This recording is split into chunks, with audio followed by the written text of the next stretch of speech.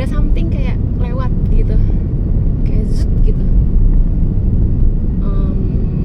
Ya lumayan agak panik dikit sih, kaget juga gitu kan. Terus aku langsung cepet-cepet nyamperin anakku yang lagi di meja makan, aku di dapur, dia di meja makan. Terus udah kepikir mengangkat dia keluar gitu kan, in case anything happen. Tapi ternyata terus gak lama selesai, nggak getar lagi dan fine gitu kan. Terus ya udah, habis itu seperti biasa kan aku langsung ngecek dong, pengen ngecek tadi gempanya di mana, berapa gitu kan, soalnya kencang banget gitu rasanya. Terus mau lihat handphone, tahu ternyata sinyalnya nggak ada, si Telkomselnya mati. Kelihatan ada tandanya kan, tanda sinyal kalau hilang gitu. Di saat itu aku langsung kayak tiba-tiba dek, masa udah kejadian nih sekarang nih gitu. Karena kejadiannya tuh somehow deja vu dengan apa yang aku pernah mimpi sebelum ini. Beberapa waktu sebelum inilah, beberapa bulan yang lalu. Jadi aku mimpi, dalam mimpi itu tuh aku lagi pergi kemana gitu kan, kayak ke toko gitu deh. Aku sendiri atau sama anakku ya pokoknya kita ke situ. Terus aku lagi mau beli sesuatu, tapi mau bayar nggak bisa transfer, nggak bisa pakai handphone, nggak bisa transfer, nggak ada uang cash gitu kan. Jadi ya udah bingung gitu, kayak nggak bisa bayar gitu kan. Habis itu aku lupa ceritanya akhirnya gimana tuh, bayar apa enggaknya nggak ngerti. Tapi habis itu ceritanya tuh aku lagi janjian sama adik ipar aku gitu, janjian kalau dia bakal jemput aku, terus kita mau pergi kemana gitu kan. Tapi saat itu tuh aku mau teleponnya nggak bisa. Ya, dia juga, aku sadar, wah dia juga nggak bisa telepon aku nih, nggak ada sinyal nih, nggak bisa saling terhubung gitu kan. Gimana ya gitu, karena aku di toko ini pun juga dia nggak tahu gitu, dia nggak tahu posisi aku di mana, gimana cara kita janjian gitu lah. Jadi dari mimpi itu tuh ada informasi kalau satu, itu masih menunjukkan kondisi di mana satu, handphone nggak bisa dipakai, nggak ada sinyal. Terus mau transfer uang juga nggak bisa. Intinya hubungan dengan internet dan komunikasi itu hilang saat itu. Dan dalam impresinya tuh, itu kejadiannya tuh kayaknya nggak cuma sebentar gitu. Kejadian mati internet dan komunikasi itu. Udah sih, itu mimpi yang somehow tiba-tiba keinget waktu gempa kemarin, karena somehow mirip. Walaupun kemarin akhirnya nggak lama internetnya nyala lagi sih, cuman internetnya nggak sekencang yang awal, jadi kayak mungkin mereka masih adjust 2G, 3G gitu deh. Tapi ya berangsur-angsur itu kan nggak apa-apa. Tapi itu somehow pas kejadian itu aku tiba-tiba kayak langsung diingetin, aduh aku udah kerjain bagian aku belum ya, untuk mengingatkan hal-hal ini gitu. Dalam pikiran aku tuh langsung kayak, ini beneran udah kejadian nih sekarang nih, pas gempa kemarin yang pas mati internet dan itulah. Ini kayak udah kejadian nih sekarang banget nih, aku udah siap belum ya? Oh udah siap deh, adalah yang aku udah siapkan untuk hal ini gitu. Tapi dalam pikiran aku tuh kayak, aku belum ngerjain tugas aku nih untuk sharing, maksudnya kayak ke siapapun yang gimana ya, aku sharing di sini tuh untuk siapapun lah, message ini bisa disampaikan gitu. Tugas aku tuh somehow kayak mempersiapkan siapapun yang mau dibantu, diingatkan kalau memang di waktu-waktu nanti tuh bakal bisa terjadi hal-hal seperti ini, yang anggapannya tuh keterhubungan kita dengan handphone, dengan kenyamanan kita lah sekarang saat ini, yang semuanya sangat tergantung sama handphone, sama internet, sama uang di bank dan sebagainya. Itu suatu hari nanti tuh bisa jadi nggak ada gitu. Dan bayangkan chaosnya itu kalau misalnya beneran kejadian ya. Aku sih bukannya peramal atau gimana ya, maksudnya aku berdoa supaya ini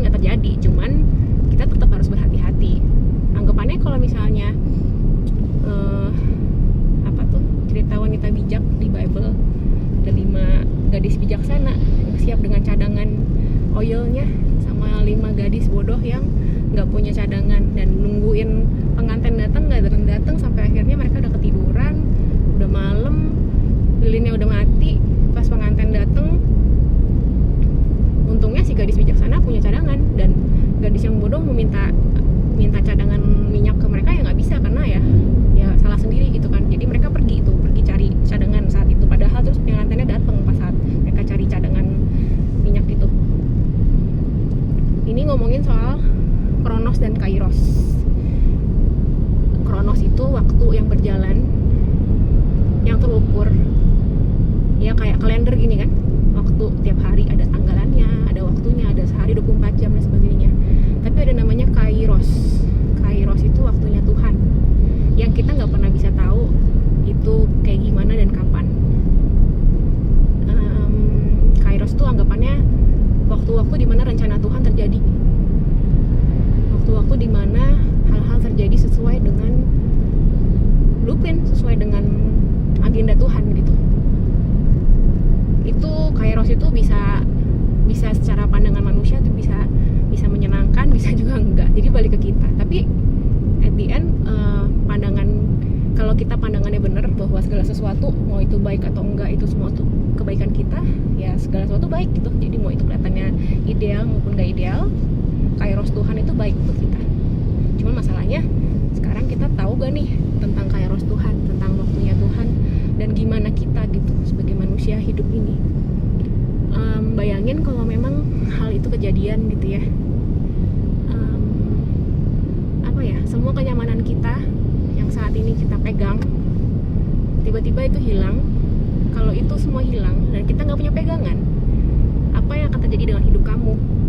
Apakah kamu akan tetap stabil, santai, tenang, aman, damai, atau kalau pegangan itu semuanya hilang, kamu kalang kabut, ketakutan? Dan ketakutan itu kan yang jadi benih di mana kamu bisa dikontrol karena ketakutanmu gitu. Karena ketakutan kita bisa dimanipulasi. Jadi akhirnya tidak melakukan apa yang memang perlu kita lakukan di bumi ini gitu. Ya, jadi gempa kemarin tuh jadi ngingetin aku untuk lebih berani untuk cerita apa adanya yang aku dapat, apa adanya apa yang aku pelajarin, yang walaupun aku juga masih dalam proses ya. Maksudnya jangan percaya aku bulat-bulat gitu, discern lagi, karena ya aku bukan yang paling tahu semuanya juga. Aku masih banyak belajar lah, masih banyak salahnya juga. Mungkin yang aku ngerti juga nggak sepenuhnya benar gitu kan. Tapi take everything, knowledge itu diambil untuk jadi understanding, jadi bahan untuk pengertian, dan nggak cuma dari satu sumber gitu, cari dari banyak tempat supaya semua pengetahuan ini menjadi understanding, menjadi pemahaman. Anggapannya kalau dari aku begini, terus dari tempat lain bagaimana ya, ambil benang merahnya, ambil apa yang akhirnya bisa membantu membawa kehidupan, membawa terang, membawa damai sejahtera, membawa arahan yang lebih jelas gitu buat kita masing-masing gitu. Jadi aku di sini terpanggil untuk menjadi lebih apa adanya dengan apa yang aku dapetin dan apa yang aku pelajarin, to be authentic with my truth. Dan aku berharap ya mudah-mudahan aku bisa membantu jadi bagian untuk membawa terang gitu untuk tempat-tempat yang gelap, dan untuk kita yang masih meraba-raba gitu nih apa sih. Nah, aku terpanggil untuk cerita soal gempa. Gempa itu menurut aku ada dua macam sih. Ada yang organik, memang dari bumi sendiri emang perlu gempa, perlu goyang gitu anggapannya untuk bisa ngeluarin energi yang memang nggak balance gitu. Anggapannya kayak misalnya nih pohon apa tuh, gunung berapi itu kan memang, apalagi active volcano gitu ya, mereka emang perlu batuk gitu kan, kadang kayak batuk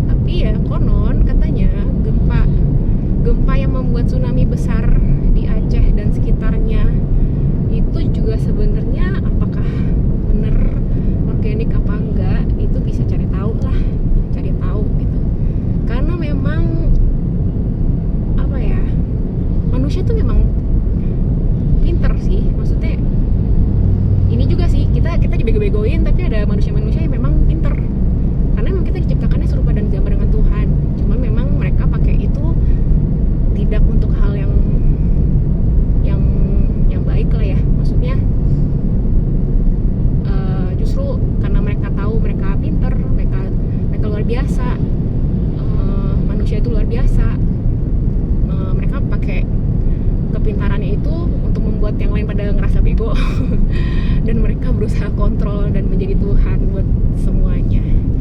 Ya discern lagi lah semua yang aku share ini, cari tahu lagi sendiri gitu. Tapi pemahaman aku akhirnya menemukan kalau memang ya udah, memang mereka itu adalah bagian dari balance-nya kehidupan kita juga gitu. Kalau nggak ada orang jahat, gimana kita tahu orang baik gitu kan? Jadi memang segala sesuatu tuh baik buat kita gitu. Itu sih, apalagi tadi ya. Jadi intinya, nah sekarang kan lagi ditakut-takutin banget ya soal gempa megatrust gitu kan. Ini kayaknya sebenarnya isu yang udah lama, udah dari tahun-tahun lalu gitu.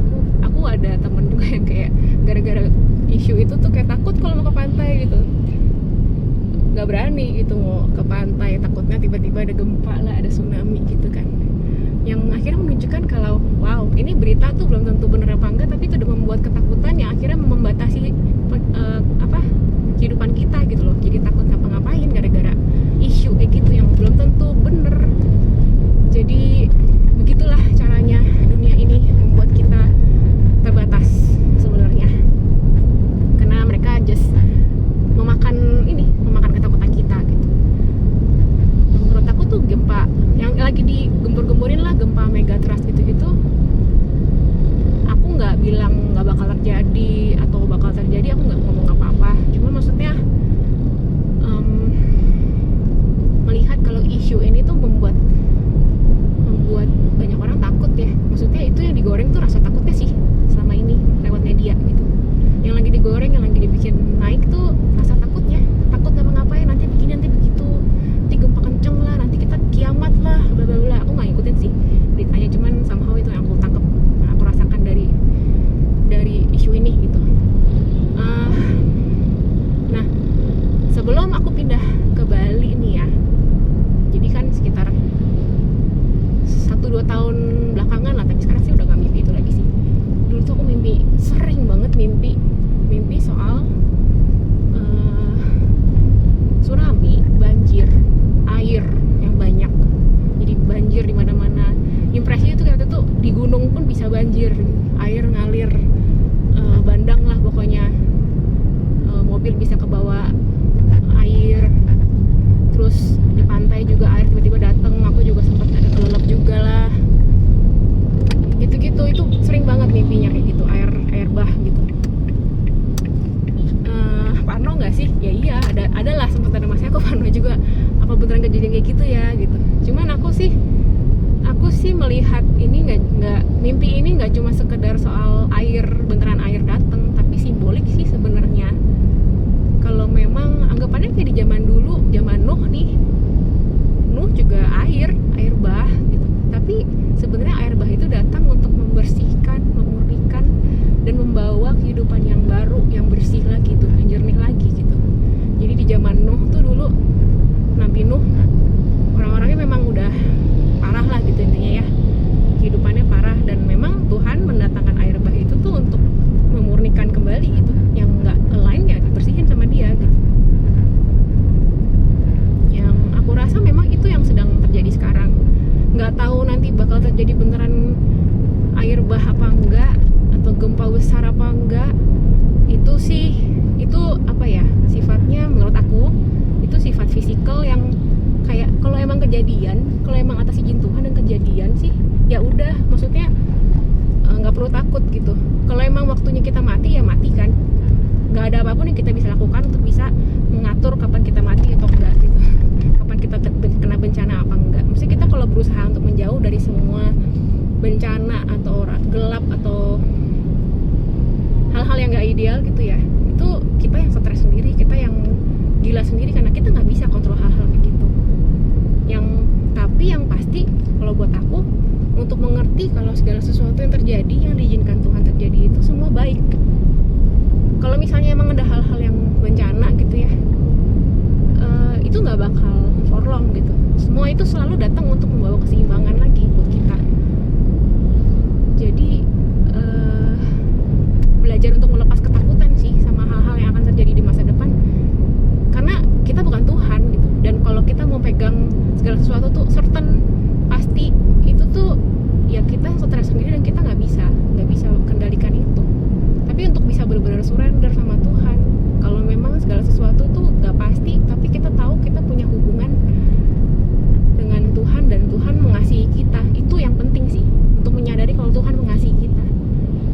Tuhan yang punishing kita, bukan Tuhan yang jahat, yang mau menghakimi kita, bikin kita susah gitu. Enggak, Tuhan itu enggak kayak gitu. Tuhan itu very unconditional, dan justru makanya di masa-masa kayak gini nih, sekarang lagi mungkin banyak ketakutan yang muncul, itu sebenarnya adalah cermin untuk berkaca, apa sih yang bikin kamu takut dalam hidup ini sebenarnya? Kenapa sih takut banyak hal gitu? Apa yang membuat takut? Yang biasanya itu muncul banyakan dari kehidupan kita waktu kita masih anak-anak, yang jadi frame, yang jadi frame itu apa ya, jadi gambaran lah, jadi bentukan dimana ya hidup tuh kayak gini. Kayak apa yang terjadi di anak-anak di umur 0 sampai 7, 14 sampai 21 itu segitu pentingnya. Hal-hal yang terjadi itu bisa jadi program untuk seseorang untuk melihat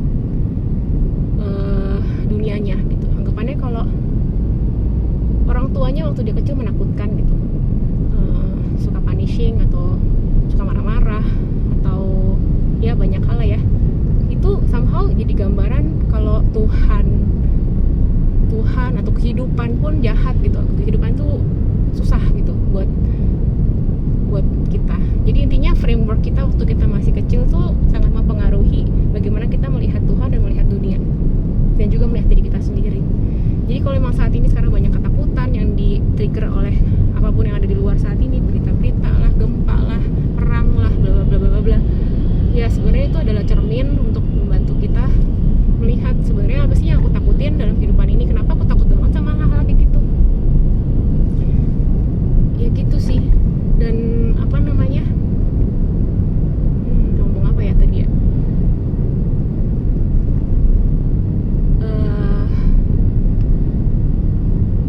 Kalau memang gempa terjadi, baik itu organik maupun dibikin ya natural,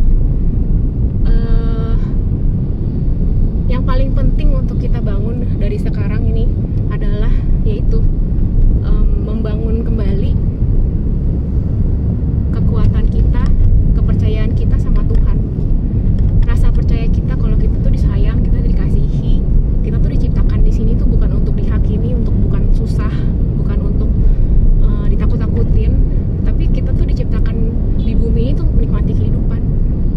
Nah, kehidupannya seperti apa? Yang mungkin kan selama ini orang-orang kayak mengejar happy, mengejar kebahagiaan dalam kehidupan tuh apa? Kadang-kadang terbentuknya dari ego juga gitu.